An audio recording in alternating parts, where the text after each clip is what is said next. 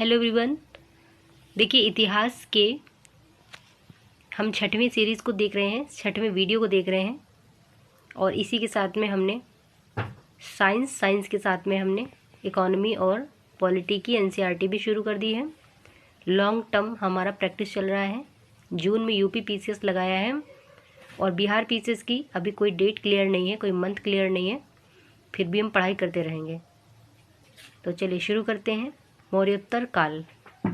देखिए, पहला प्रश्न है, काव्य शैली का प्राचीनतम नमूना मिलता है तो काड़ियावार के रुद्रदामन के अभिलेख से मिलता है। रुद्रदामन प्रथम की विभिन्न उपलब्धियां कहाँ वर्णित हैं? जूनागढ़ के अभिलेख में। बिना बेगार के सुदर्शन झील का जीर्णोद्धार किसने कराया था? रुद्रदामन प्रथम ने कराया था। कादर्मक क्षत्रपों ने जिस धातु में अति दुर्लभ सिक्के प्रचलित किए वह धातु कौन सी थी? ताम्र। सही सुमेलित कीजिए। शासक एवं राजवंश। देखिए, डिमेट्रियस हिंद यूनानी शासक थे, रुद्रदामन शक थे, गोंडोफर्निस पहलव थे, विम कौन से थे? कुषाण थे। अगला प्रश्न, उत्तरी तथा उत्तरी पश्चिमी भारत में सर्वाधिक संख्या में तांबे के सिक्कों को जारी किया गया था कुषाणों के द्वारा। प्राचीन भारत में नियमित रूप से सिक्के किसने चलाए थे? कुषाणों ने चलाए थे।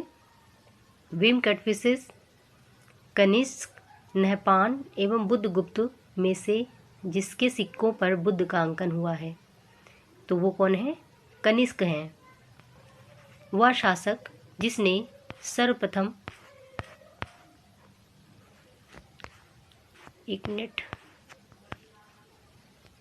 जिन्होंने सर्वप्रथम सोने के सिक्के चलाए थे, कौन है वो? तो अभी बताया, कुषाणों ने। और इसके बाद में अगर दूसरा प्रश्न इसी तरह का आएगा और उधर नाम होगा बीम कटफिसेस का, तो हमें बीम कटफिसेस को टिक करना होगा। जैसे वह शासक जिसने सर्वप्रथम सोने के सिक्के जारी किए थे तो वो थे बीम कटफिसेस। यानी कि कुषाणों में कौन था? तो बीम कटफिसेस थे। अगले प्रश्न की ओर बढ़ते हैं। योधेय सिक्कों पर किसका अंकन मिलता है? कार्तिकेय का अंकन मिलता है।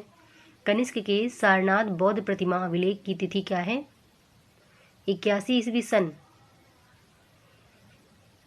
कुषाण शासक कनिष्क का राज्याभिषेक कब हुआ था? 78 ईडी में, 78 ई में, यानी एडी। शक संवत कब प्रारंभ हुआ था? 78 ईस्वी में। विक्रम एवं शक संवतों में अंतर वर्षों का है तो 135 वर्षों का अंतर है। और विक्रम संवत कब प्रारंभ हुआ था? 57 ईसा पूर्व में। अश्वघोष व सुमित्र, चरक, नागार्जुन तथा पतंजलि में वह जो कनिष्क के दरबार से संबद्ध नहीं था। तो ये जो पतंजलि थे ये नहीं थे उनके दरबार से संबंधित, पुष्यमित्र शुंग से संबंधित थे ये। अगला प्रश्न है, कनिष्क के रबतक अभिलेख, नाम क्या है? रबतक अभिलेख में जिन नगरों का उल्लेख है कौन कौन से हैं वो? साकेत है, कौशाम्बी, पाटलिपुत्र तथा चंपा। तक्षशिला विश्वविद्यालय में शिक्षा किसने प्राप्त की थी? ऑप्शन के अकॉर्डिंग देखेंगे तो चरक तथा जीवक ने।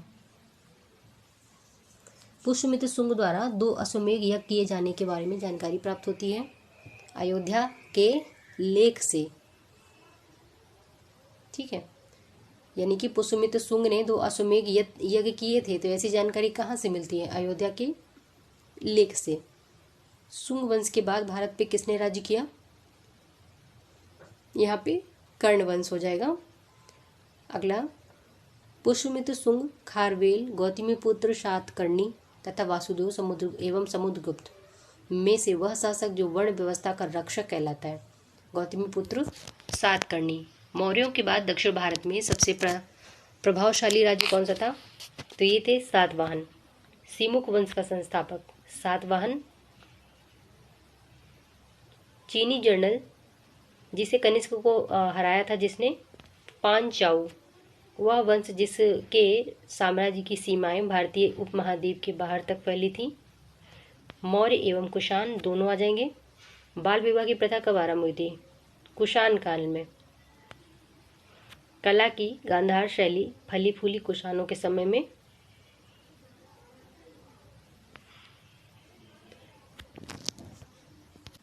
देखिए, यहाँ पे थोड़ा सा डाउट हुआ है बाल विवाह की प्रथा जो है वो गुप्त काल माना जाएगा। शायद यहाँ पे मिस प्रिंट हो गया है, ठीक है, इसको बताइएगा कमेंट में आप लोग।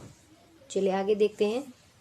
राजवंश एवं सिक्कों की धातुएं, कौन कौन से राजवंश से किस तरह के सिक्कों की धातुएं चलाई गई थी। तो कुषाणों ने सबसे ज़्यादा स्वर्ण एवं ताम्र के सिक्के चलाए थे। अगर स्वर्ण नहीं आता है और सिर्फ ताम्र आता है, तांबा, तो आप उसे भी टिक कर दीजिएगा। गुप्तों ने स्वर्ण एवं चांदी यानी स्वर्ण एवं रजत। सातवाहनों ने चांदी चलाया, तांबा चलाया, सीसा एवं पोटीन चलाया। ठीक है, गुप्त वाले में स्वर्ण एवं रजत मानिएगा, करिएगा। कलचुरी ने स्वर्ण, रजत एवं ताम्र चलाया। अगला है गांधार कला एवं कुषाण। ठीक है, गांधार कला जो है वो कुषाणों से रिलेटेड है। जूनागढ़ अभिलेख रुद्रदामन प्रथम से रिलेटेड है। मिलिंद पन्हो मिनांडर से संबंधित है। तक्षशिला लेख जो है वो पतिक से संबंधित है। अफगानिस्तान का बामियान किसके लिए प्रसिद्ध था? बुद्ध प्रतिमा के लिए। जो कला शैली भारतीय और यूनानी आकृति का सम्मिश्रण है, कहते हैं उसको गांधार कला शैली। वह मूर्ति कला जिसमें सदैव हरित स्तरित चट्टान यानी कि शिष्ट का प्रयोग के माध्यम से होता था, यानी चट्टान का प्रयोग माध्यम के रूप में होता था। तो गांधार मूर्ति कला। प्राचीन काल के भारत पर आक्रमणों के संबंध में सही कालानुक्रम क्या है? यूनानी, फिर शक, फिर कुषाण, उसके बाद में हुण। ठीक है, तो हुण जो है सबसे बाद के हैं।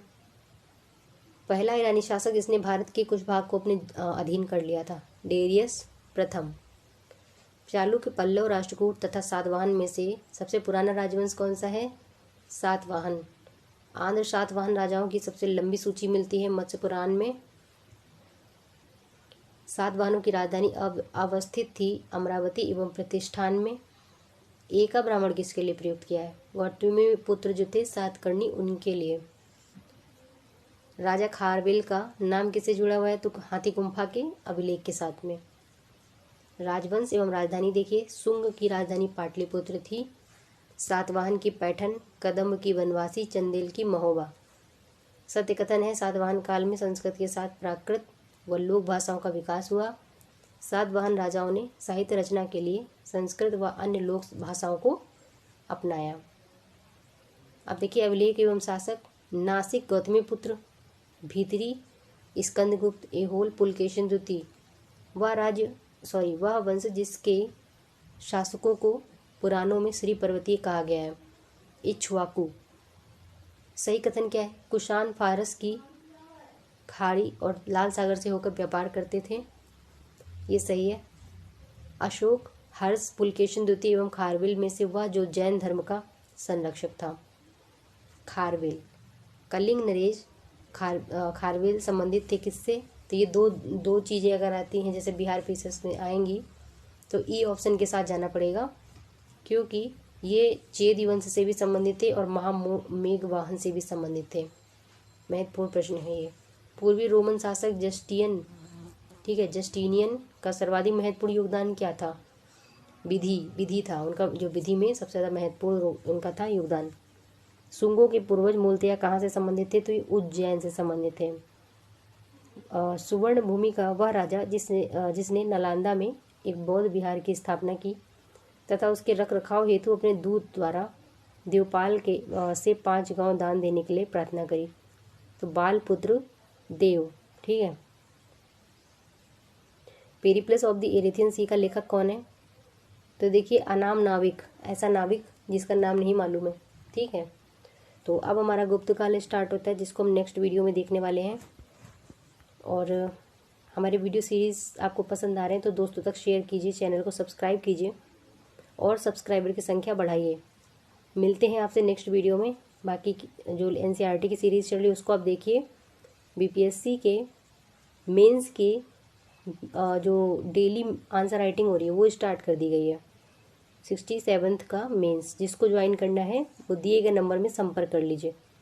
चलिए मिलते हैं नेक्स्ट वीडियो में, तब तक के लिए जय हिंद।